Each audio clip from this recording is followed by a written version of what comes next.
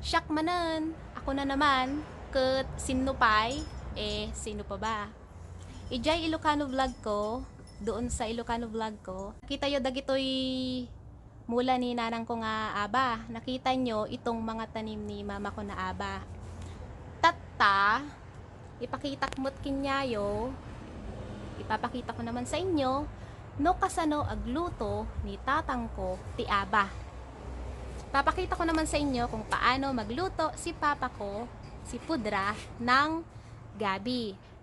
Si Pudra po ay from Bicol, so specialty niya yung pagluluto ng gata. Inya nga rod ti sikreto na, tapno na imas jay laing. Ano nga bang sikreto niya para masarap ang laing? Ma, inya nga rod ti sikreto na apay na imas jay laing. Haan mo ammo? Hindi mo alam? Haan mo ammo? Huwag kayong magkuripot sa gata. Right? Guys, don't be stingy when it comes to using coconut milk. Yan lang po ang sikreto na napapansin ko kay Pudra. Niinang ko ti mangal-ngalat ti aba. Si mama ko ang kumukuha ng gabi. Tuwanin ko nga yung iba. Kan ni tatang kumot ti agluto. Si Pudra naman ang nagluluto. So, from the garden to the kitchen.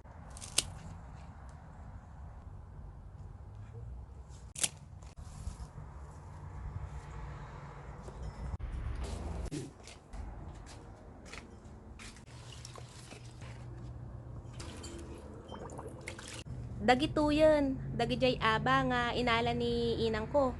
Ito na yung mga gabi na kinuha ni mama ko.